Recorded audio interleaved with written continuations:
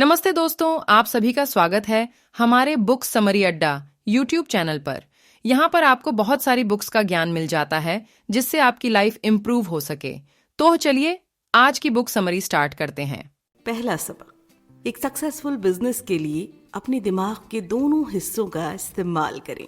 क्या आप ज्यादातर लेफ्ट ब्रेन का इस्तेमाल करते हैं या आपका राइट ब्रेन ज्यादा एक्टिव है? आप अपनी प्रॉब्लम को एनालिटिकल और रेशनल तरीके से सॉल्व करते हैं या क्रिएटिव और इमोशनल तरीके से? चाहे आप लेफ्ट ब्रेन का इस्तेमाल ज्यादा करते हो या राइट का, सक्सेस पाने का मेन फंडा ये है कि अपने ब्रेन के किसी एक साइड को सारे फैसले ना लेने दें, चाहे वो बिजनेस ही क्यों ना हो। जहां लेफ्ट ब्रेन से सोचने वाले लोगों की संख्या ज्यादा है, पर वहां भी इंट्यूशन, क्रिएटिविटी और अंडरस्टैंडिंग के बिना सक्सेस हासिल नहीं की जाती। और ये तीनों ही चीजें राइट ब्रेन कंट्रोल करता है, इसीलिए लेफ्ट और राइट का बैलेंस बहुत जरूरी है। आने वाले अध्यायों में आप न केवल ये सीखेंगे कि कैसे आप अपने राइट ब्रेन की बातें सुनकर अपने बिजनेस में अप्लाई कर सकते हैं, बल्कि आप ये भी जानेंगे कि क्रिएटिव लोग लेफ्ट ब्रेन वाले कामों को कैसे हैंडल करते हैं, ताकि आप बोरिंग से एडमिनिस्ट्रेटिव कामों के साथ साथ अपने नए प्रोजेक्ट के बारे में भी क्रिएटिवली सोच सकें। मार्केट की न जाने कितनी ही बिजनेस बुक्स हैं जो कि एनालिटिकल स्किल्स, स्ट्रेटेजिक थिंकिंग और डिटेल्ड प्लानिंग के बारे में बात करती है, जो कि सही भी है। लेकिन एंटरप्रेन्योरशिप केवल सेंसिबल और लॉजिकल होने का ही नाम नहीं है।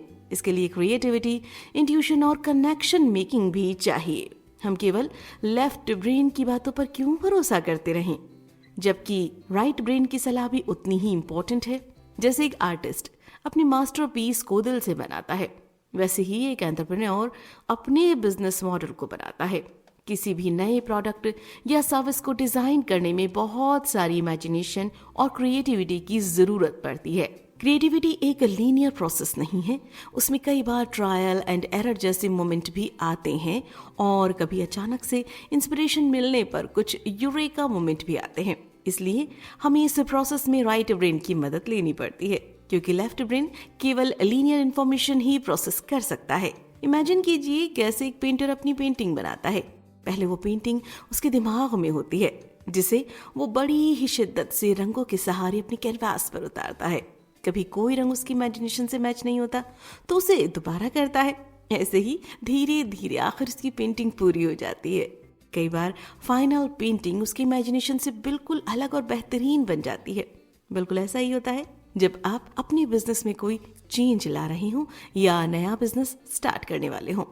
न्यूरोलॉजिकल स्टडीज से ये बात साबित हो चुकी है कि creativity, intuition, non linear thinking, imagination और अंडरस्टैंडिंग, ये सब राइट ब्रेन के काम है, जबकि लेफ्ट ब्रेन लॉजिकल, स्ट्रक्चरल और लीनियर थिंकिंग का काम करता है। हालांकि आउटिंग, शेड्यूलिंग और प्लानिंग की अपनी जगह है बिजनेस में, लेकिन राइट ब्रेन के कामों को नजरअंदाज नहीं किया जा सकता। आप मार्केटिंग मैसेज और एड को ही ले लीजिए, जो पूरी तरह से क्रिएटिव और पोटेंशियल कस्टमर्स के साथ इमोशनल बॉन्ड बनाने पर बेस्ड हैं, और ये सब राइट ब्रेन का ही टैलेंट है। दूसरा सबक, अपने पैशन के दिखाए रास्ते पर चलकर अपने कस्टमर्स को अट्रैक्ट करें। चलिए आपके राइट ब्रेन की इमेजिनेशन को थोड़ा जगाते हैं।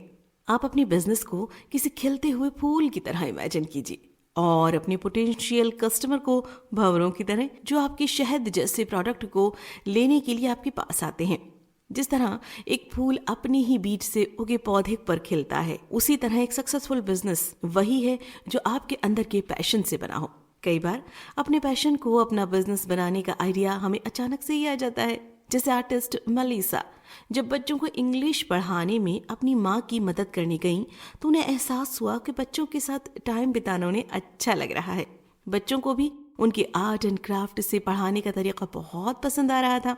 जैसे जैसे मलीसा बच्चों के साथ टाइम बिताती गई, वो अपने पैशन के बारे में सीरियस होती गई और उन्होंने इसे ही अपना बिजनेस बना लिया। उन्होंने वेस्ट मटेरियल को रिसाइकल करके बैग्स बनाए। गरीब और बेसहारा बच्चों को क्रिएटिविटी और क्राफ्ट सिखाने के लिए फंड रेजिंग शुरू की, और देखते ही देखते वो एक आर्टिस्ट के साथ साथ सोशल इन्फ्लुएंसर भी बन गई। मेलिसा की तरह आप भी जब अपने पैशन को पहचान लें, तो धीरे धीरे उसे अपने बिजनेस मॉडल में बदलने के बारे में सोचें। अब जब आपने अपने बिजनेस के फूल को खिलाने का तरीका ढूंढ लिया है, तो अब बारी आती है भवरों को अट्रैक्ट करने की। ये भी आसान है, बस आपको अपने पैशन को अपने अंदर के कोर आइडिया से मिलाना होगा और उसे अपने बिजनेस का मेन मोटो बनाना होगा। यानी आपका कोर मैसेज आपके काम में ये झलकना चाहिए, आपके कस्टमर तक ये बात पहुंचाना चाहिए कि आप कौन हैं और आप क्या चाहते हैं।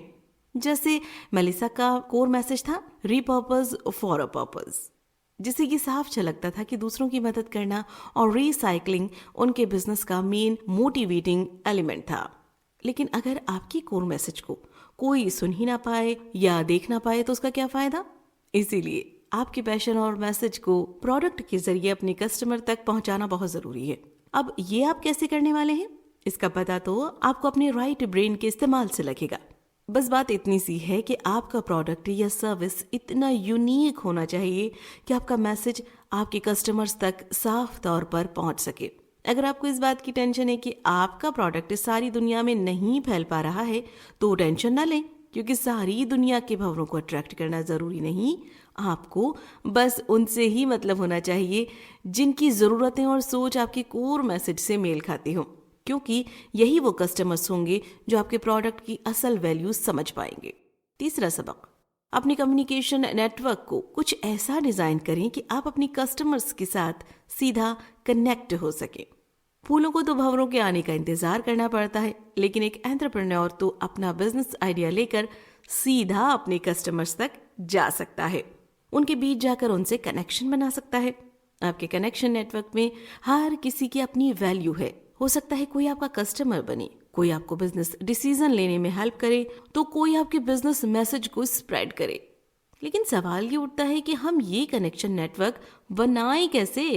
अगर आप चाहते हैं कि लोग आपको सुने तो पर्सनल और डायरेक्ट कम्युनिकेशन बहुत जरूरी है।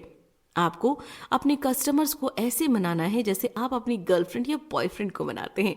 हर ईमेल, हर न्यूज़लेटर की शुरुआती कुछ लाइंस इतनी टची और इमोशनल होनी चाहिए कि उनके दिल को छू जाए। आपके शब्दों का सिलेक्शन ऐसा होना चाहिए जैसे आप उनकी प्रॉब्लम को समझते हैं। जैसे जब भी कोई पेरेंटिंग वेबसाइट का इस्तेमाल आता है तो उनकी शुरुआत में लिखा होता है डियर हार्ड वर्किंग पेरेंट्स। हम जानते हैं कि पेरेंटिंग अपने आप में एक बहुत बहुत बहुत हार्ड वर्क है। बस इतनी लाइन पढ़कर कस्टमर को लगता है कि आप उनके दर्द को समझ सकते हैं और वो बड़े ही इंटरेस्ट से आपका पूरा मेल पढ़ते हैं। हो सकता है कि इनमें से कुछ लोग आपके प्रोडक्ट को खरीद भी लें। लोगों से बात करके अपना मैसेज देना तो ज़रूरी है ही, पर सबसे ज़रूरी है सही व्यक्ति को सही समय पर सही इन्फॉर्मेशन देना। जैसे मान लें कि आप एक कोचिंग प्रोग्राम लॉन्च करने वाले हैं। ऐसे में अपने पोटेंशियल कस्टमर को अट्रैक्ट करने के लिए आप एक बहुत ही इंटरेस्टिंग सा टीजर लॉन्च कर सकते हैं, जिसमें आप कोर्स की तैयारी के बिहाइंड द सीन ऑडियो और वीडियो रिकॉर्ड करके दिखा सकते हैं। आप अपनी वेबसाइट बनाकर वहां एक Q&A लिस्ट पब्लिश कर सकते हैं जो आपके प्रोग्राम से जुड़े FAQ को सॉल्व करता है। उसके साथ आप ऑनलाइन रजिस्ट्रेशन फॉर्म भी अपनी वेबसाइट पर डाल सकते हैं। पहला सेशन होने के बाद लोगों को वीकली रिमाइंडर डाल सकते हैं ताकि आपके कोर्स के लिए साइन अप करना उन्हें याद रहे, और साथ ही इससे आप उन लोगों को भी अपने कोर्स के साथ जोड़ सकें जो पहले नहीं जुड़ पाए। इस तरह से आप अपने कोर्स के हर स्टेज पर कस्टमर्स के नंबर बढ़ा सकते हैं। चौथा सबक, बेचना छोड़कर सर्व करना शुरू करें और अपने प्रोडक्ट को कुछ ऐसा डिजाइन करें कि जैसे वो आपके कस्टमर के लिए एक गिफ्ट हो। क्या आपको लगता है कि आप किसी सेल्समैन की तरह अपना प्रोडक्ट बेच रहे हैं? तो बेचना छोड़कर सर्व करना शुरू कर दें। आइए देखते हैं कैसे। याद कीजिए उस सरप्राइज को जो आपको आखिरी बार मिला था। याद कीजिए आपको कैसा फील हुआ था। सरप्राइज और गिफ्ट्स हमेशा खुशी और एक्साइटमेंट लेकर आते हैं, क्योंकि ये हमेशा दिल से निकलते हैं और दिल तक पहुंचते हैं। सोचिए, अगर आप भी अपने प्रोडक्ट को बेचने की जगह किसी सरप्राइज गिफ्ट की तरह अपने कस्टमर्स को दें तो ये कितना मजेदार और सेटिस्फाइंग होगा। लाइफ कोच कैरी रिचर्ड को लंबे समय तक अपने काम को लेकर बुरा महसूस होता था कि उन्हें पैसों के लिए लोगों से उनका सेशन अटेंड करने की भीख मांगनी पड़ी थी। फिर अचानक एक दिन अपने काम को लेकर उनका नजरिया बदल गया और उन्होंने ये सोचना शुरू किया कि वो अपने सेशन बेच नहीं रही, बल्कि इसके जरिए वो लोगों को मौका दे रही हैं कि वो अपने जैसे माइंडसेट वाले लोगों से मिल सके। अपना नेटवर्क बढ़ा सकें। ऐसा करते हुए वो कई लोगों की लाइफ को बेहतर बना रही हैं और बस इसके बाद उन्हें अपने काम से प्यार हो गया। लेखिका ने अपने कॉलेज के दिनों में अपनी एक फ्रेंड से कहा कि उन्हें गिफ्ट्स लेने और देने का बहुत शौक है। उसके बाद से लेखिका और उनके दोस्त को जब भी कोई अच्छा गिफ्ट दिखता था तो वो एक दूसरे के लिए ले लिया करते थे ताकि सामने वाले के चेहरे पर स्माइल आ सके। लेखिका का कहना है गिफ्ट्स के लेन देन से उन्हें अपने फ्रेंड को समझने में बहुत हेल्प मिली। अगर आप भी अपने प्रोडक्ट को किसी गिफ्ट की तरह तैयार करेंगे तो इस तरह का माइंडसेट आपको अपने कस्टमर्स की जरूरतों और ख्वाहिशों को समझने में मदद करेगा। जब आप किसी को गिफ्ट देते हैं तो आपके मन में क्या सवाल आते हैं? किसके लिए खरीदना है? उसे क्या पसंद है? ये गिफ्ट उसके लिए क्यों खास है? ये गिफ्ट उसके क्या काम आएगा? क्या इसकी कीमत सही है? इसे पैक कैसे करें कि ये और अट्रैक्टिव लगे? बस यही सवाल अपने प्रोडक्ट को बनाते समय भी आपको खुद से पूछने हैं। जैसे अपने गिफ्ट को पैक करते समय आप हर डिटेल ध्यान रखते हैं, ऐसा ही आपको अपने प्रोडक्ट के साथ भी करना है। जैसे अगर आप एक हैंडमेड लेदर बैग बेच रहे हैं तो आप उसके साथ कुछ एक्सेसरीज गिफ्ट के तौर पर दे सकते हैं। ये सच है, आजकल ज्यादातर एंटरप्रेन्योर अपने पैशन को ध्यान में रखकर बिजनेस स्टार्ट करते हैं। लेकिन एक सच ये भी है कि बिजनेस को लंबे समय तक चलाने के लिए और लाइफ जीने के लिए पैसा भी कमाना जरूरी है। अपने पैशन से प्रॉफिट कमाने में कोई बुराई नहीं है, चाहे आपका बिजनेस मॉडल सर्विस ओरिएंटेड है जैसे कोचिंग जहां आप सर्विस देकर पैसे कमाते हैं, या आप एक कलाकार हैं और अपनी कला से पैसे कमाते हैं। दोनों ही बिजनेस मॉडल एक फाइनेंशियल सीलिंग तक पहुंचते हैं तो इनकम को उसके आगे लेकर जाना थोड़ा मुश्किल लगने लगता है। इन सभी टाइम फॉर मनी मॉडल में इनकम को बढ़ाने के 3 ही तरीके हैं। नए कस्टमर्स को अट्रैक्ट करना, पहले से बने हुए कस्टमर्स को ज्यादा प्रोडक्ट या सर्विस प्रोवाइड करना, या फिर प्राइस बढ़ाना।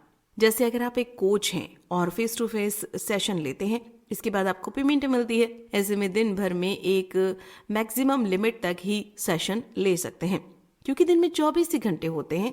उसमें से आपको अपने लिए और फैमिली के लिए भी तो समय निकालना है। साथ ही इस बात की भी एक लिमिट है कि आप अपने सेशन के लिए अपने कस्टमर्स को कितना चार्ज करेंगे। तो अब क्या किया जाए? सोचिए जरा अपनी क्रिएटिविटी की घोड़े दौड़ाइए। आप इंडिविजुअल सेशन की जगह ग्रुप सेशन ले सकते हैं ताकि उतने ही समय में आप ज्यादा से ज्यादा लोगों के साथ जुड़ पाए।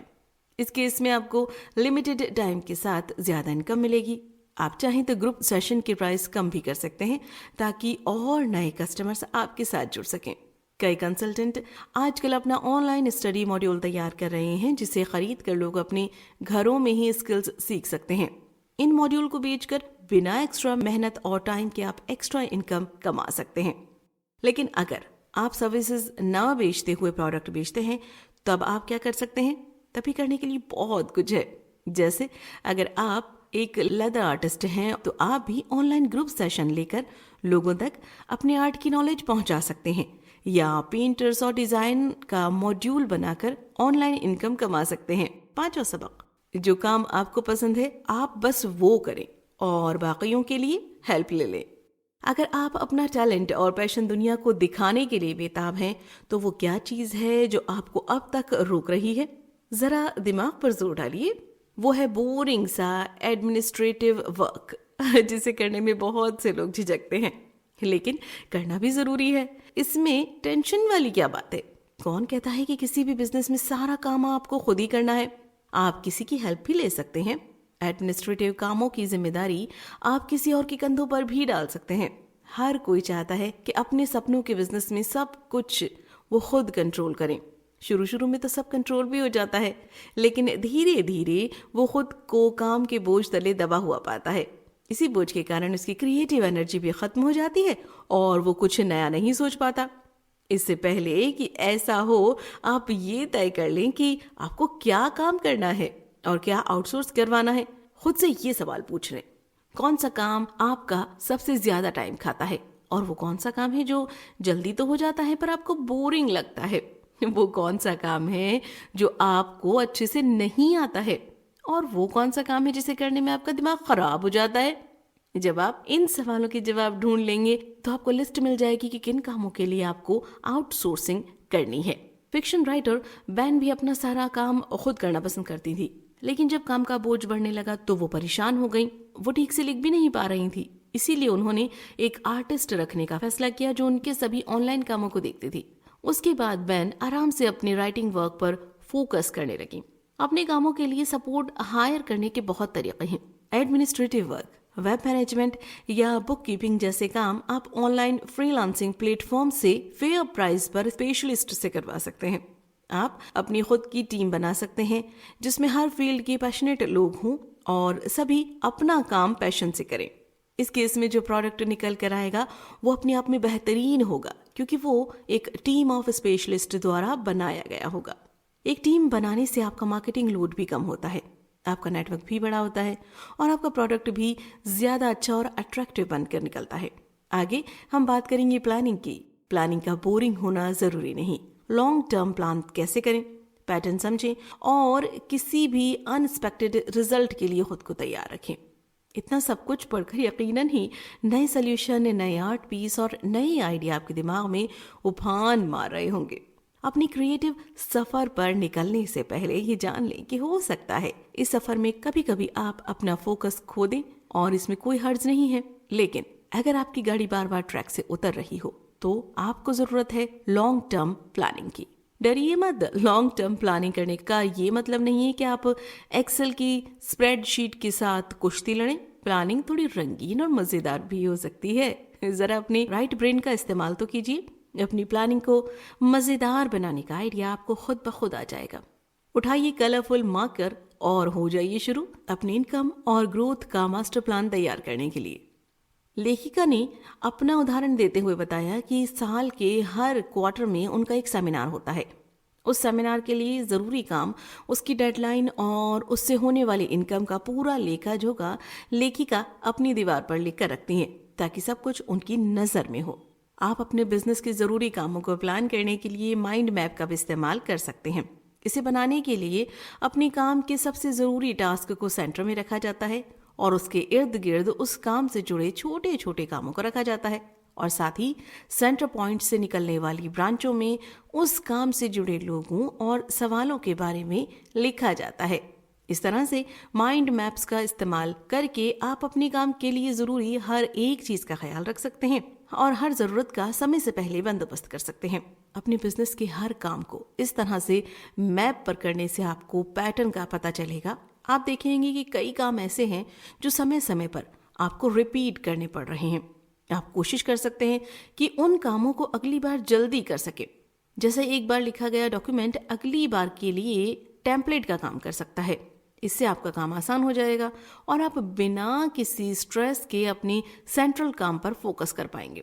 प्लानिंग के साथ साथ खुद को किसी सरप्राइज और अनएक्सपेक्टेड चीजों के लिए भी तैयार रखना चाहिए। जैसे लेखिका को अचानक एक बार एक पॉपुलर लाइव ब्रॉडकास्ट शो में अपनी वर्कशॉप का अनाउंसमेंट करने का मौका मिला। लेखिका को अचानक मिला ये ऑफर बहुत अच्छा तो लगा, लेकिन इस काम को करना उनके लिए बहुत मुश्किल था। तभी उन्हें अपनी एक स्केच बुक याद आई जिसकी मदद से उन्होंने अपना अनाउंसमेंट तैयार किया और बिना किसी एक्स्ट्रा मेहनत के उन्हें ज्यादा इनकम और कस्टमर्स मिल गए। अपनी प्लानिंग के लिए किसी हार्ड एंड फास्ट रूल को फॉलो करने की जरूरत नहीं है। अपनी प्लानिंग को आप अपने हिसाब से अपना क्रिएटिव ट्विस्ट दे सकते हैं। एक बार आपने सही प्लानिंग शुरू कर दी तो आप देखेंगे कि आपके दिमाग की दोनों साइड्स खुश और सेटिस्फाइड हैं। छठा सबक, अपनी केयर और अपनी सक्सेस को बरकरार रखें। अंग्रेजी में एक कहावत है, व्हेन इट्स रेन इट्स पोर, कि जब बारिश आती है तब छत भी टपकने लगती है, यानी एक के बाद एक बुरा होना। लेकिन जब लेखिका ने अपने नए घर में शिफ्ट होने का प्लान किया तो उनके बॉयफ्रेंड का एक्सीडेंट हो गया और कुछ ही दिन के बाद उनके पिता बीमारी के कारण हॉस्पिटल में भर्ती हो गए। इस तरह हर एक की जिंदगी में जब मुश्किल वक्त आता है तो अपने साथ कई बुरी खबरें लाता है, लेकिन बुरा वक्त भी तो वक्त ही है, एक दिन ये भी गुजर जाएगा। हमारे लॉजिकल लेफ्ट ब्रेन को ये बात अच्छी नहीं लगती क्योंकि उसे हर चीज अपने कंट्रोल में रखना पसंद है। वहीं दूसरी ओर हमारा राइट हर चीज को इजी गोइंग तरीके से लेता है। इसीलिए जब भी आपके बिजनेस पर मुश्किलों के बादल छाएं तो अपने राइट ब्रेन का सहारा लें ताकि इतनी मेहनत से खड़े किए अपने बिजनेस को आप सस्टेन कर सकें। अगर आप सोच रहे हैं कि भला बिजनेस जैसी चीज में कोई इजी गोइंग कैसे ले सकता है, तो आपके लिए कुछ सिंपल स्ट्रेटेजी है। पहली स्ट्रेटेजी है अपनी हर प्रॉब्लम के लिए सिंपल सोल्यूशन ढूंढना। हम सब कई बार अपने ही बनाए हुए कॉम्प्लेक्स प्लान में फंस कर रह जाते हैं। उससे निकलने का एक आसान तरीका है कि अपनी सब प्रॉब्लम को नोट डाउन करें और जो सबसे आसान रास्ता है उस पर चलें। ओवर थिंकिंग करना बिल्कुल छोड़ दें। दूसरी स्ट्रेटेजी है काम से छुट्टी लेना। अपने बिजी शेड्यूल से रिलैक्स करने के लिए थोड़ा समय जरूर निकालें। इससे न केवल आपके दिमाग को रेस्ट मिलेगा बल्कि आपको अपनी प्रॉब्लम का कोई आसान सोल्यूशन भी मिल सकता है, क्योंकि रिलैक्स करते समय लेफ्ट से ज्यादा राइट ब्रेन रोल प्ले करता है। तीसरी स्ट्रेटेजी है वर्किंग एनवायरनमेंट को कुछ ऐसे क्रिएट करें कि वहां काम करना आपको सुकून दे सके। अपनी वर्क टेबल पर कुछ पॉजिटिव नोट्स लगा दें। आप थोड़ी ग्रीनरी का सहारा भी ले सकते हैं। इसके साथ साथ आप अपना वर्किंग रूटीन ऐसा बनाएं जिसमें आपका काम भी अच्छा हो और आप महसूस भी अच्छा करें। जैसे अगर आप योगा या वर्कआउट लवर हैं तो आप अपने ईमेल और एडमिनिस्ट्रेटिव कामों में घुसने से पहले थोड़ा सा योगा या वर्कआउट कर सकते हैं। इससे आपकी बॉडी की बैटरी चार्ज हो जाएगी और आपकी एफिशिएंसी बढ़ जाएगी। हमेशा याद रखें कि आपके बिजनेस में सबसे ज़रूरी व्यक्ति आप खुद हैं, इसीलिए अपना ध्यान रखना बहुत ज़रूरी है। सेल्फ केयर को हमेशा टॉप प्रायोरिटी का बिजनेस एजेंडा बनाएं। अब सेल्फ केयर कैसे करनी है वो काफी हद तक आपके ऊपर है। कुल मिलाकर क्रिएटिव लोग जो अपने पैशन को अपना बिजनेस मॉडल बनाना चाहते हैं उनके लिए सबसे बेहतर है कि वो अपने राइट ब्रेन की स्ट्रेंथ का सहारा लें, अपने बिजनेस आइडिया को थोड़ा मजेदार बनाएं और उसमें दूसरों को सर्व करने की भावना लाएं। अगर आप ऐसा कर पाते हैं तो आपके अंदर का क्रिएटिव स्पार्क हमेशा जिंदा रहेगा। आप कुछ ना कुछ नया करते जाएंगे और एक दिन आपका बिजनेस सफलता की ऊंचाइयों पर होगा। क्या करें? अपने प्लान में सही रंग भरें। अगली बार जब आप अपने किसी नए प्रोडक्ट या कैंपेन का मास्टर प्लान तैयार कर रहे हो तो बोल्ड कलरफुल मार्कर पेनों का इस्तेमाल करें। अपने बॉल पॉइंट पेन को छोटी छोटी डिटेल्स भरने के लिए बचा कर रखें। बोल्ड वर्ड्स को नजरअंदाज करना मुश्किल होगा और जब भी आप अपने प्लान को देखेंगे तो आपकी नजर सबसे पहले आपके प्लान के मेन कॉन्सेप्ट पर जाएगी। उम्मीद करते हैं आपको हमारी यह बुक समरी पसंद आई होगी और अच्छा लगे तो लाइक और सब्सक्राइब जरूर करें ताकि आप हमारे नए वीडियोस से अपडेट रह सकें। फिर मिलते हैं अगली वीडियो में। धन्यवाद।